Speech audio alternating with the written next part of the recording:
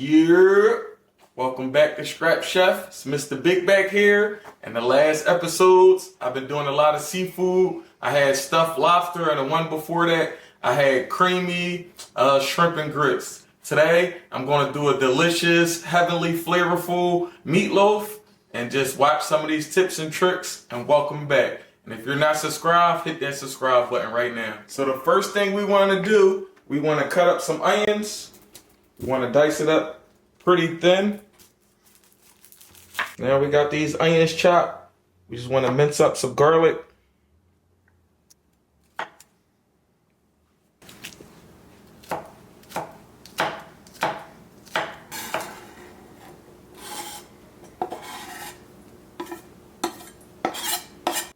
So next up, you just want to get some butter. Throw that on a pan, medium heat. I'm gonna throw this garlic and onion inside this pot, this butter. Like I say, it don't gotta cook too long. Let's give it a minute or two. Then take these out and put to the side till later. Now these onions, garlic, they smell terrific. Got my eyes watering a little bit, crying like a little baby, but I'm gonna throw these up, put them to the side, and then save for later. Now we just wanna make this ketchup sauce that we're gonna put on the meatloaf. Just gotta add some ketchup.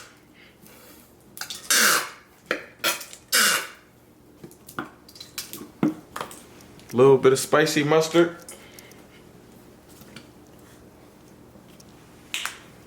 And then the key ingredient for that ketchup, you need this brown sugar.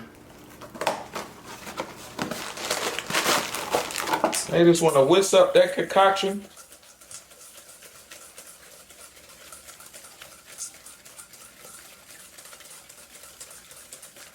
You just want to throw that to the side. So for my ground beef, or my meatloaf rather, I want to do, it's about 2 pounds of ground beef. Throw that in there. And my secret recipe here, this is lamb. This is ground lamb.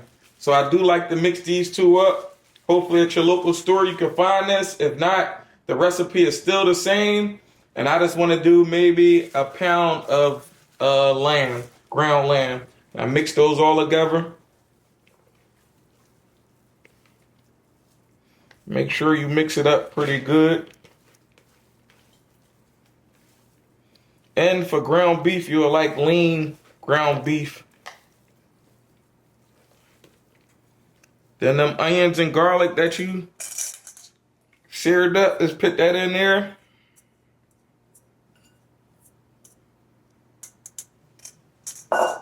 You want to crack one egg. And it's another secret. I do a little bit of heavy whipping cream. You put that in there with the mixture.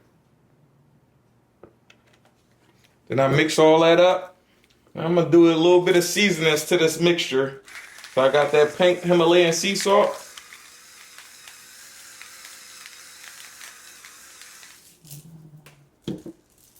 Got some cracked pepper.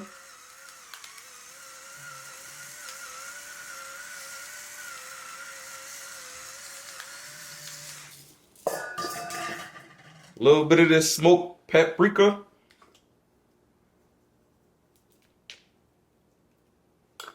And the secret ingredient that you need, the binder. Like I said, I like townhouse crackers for my binder, even in my crab cakes. It's a little bit better than like the Japanese panko. So just crunch these up nice and fine.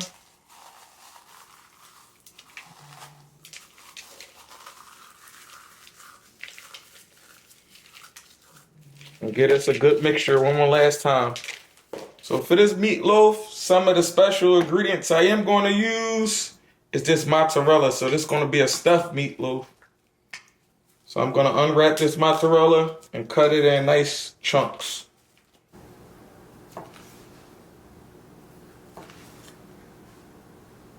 Since this is a stuffed meatloaf, I want to do 2 layers. So half of your mixture, you want to do at the bottom.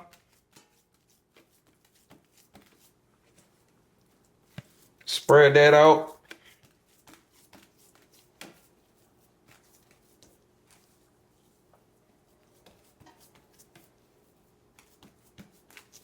Then you want to put the mozzarella in the middle.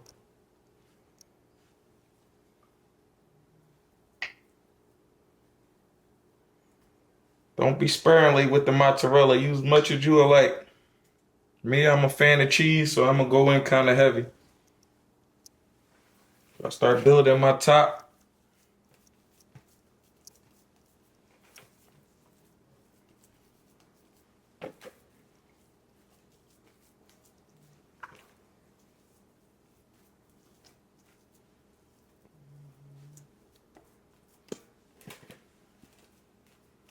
Now we want to form this loaf.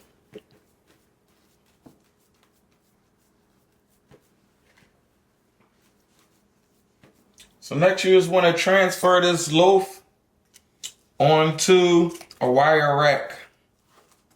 I like using a wire rack because if you don't and you got it where this meatloaf can just soak up all that oil, it's just not a good look in my experience.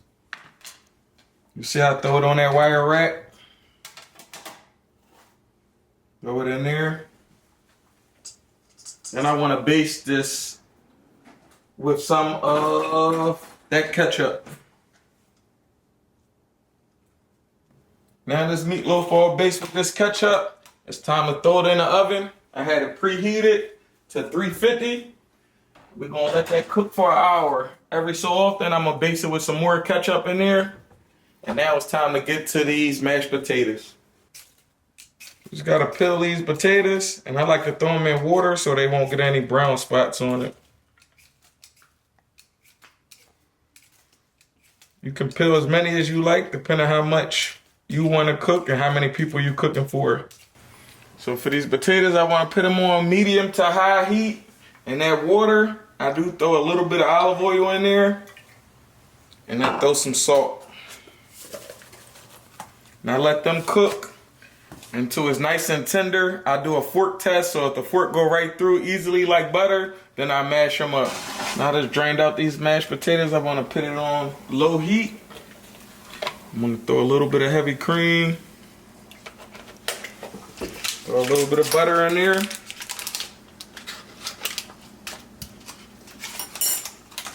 They're nice and soft. I'm going to mash them up. You can leave it kind of chunky. It's depending how you like your mashed potatoes. Me, I like mine kind of mashed pretty good.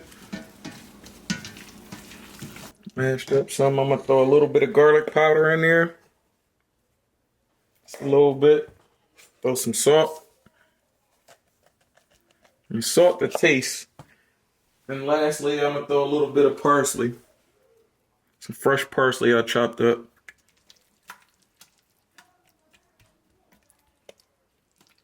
I'm going to let that cook on a low heat for about 5 minutes or so. Now it's the time to be waiting on. This meatloaf is done. I'm going to take it out and I'm going to let it sit for about 10 minutes.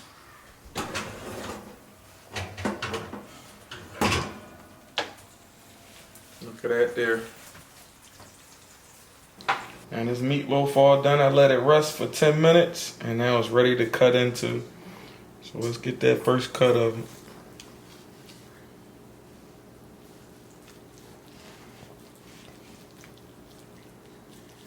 That just looked delicious.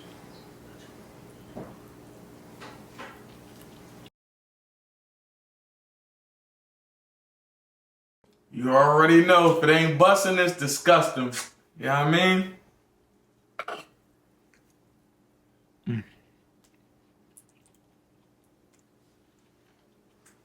If it ain't finger licking, it's not hand. If it ain't busted, it's disgusting. It's been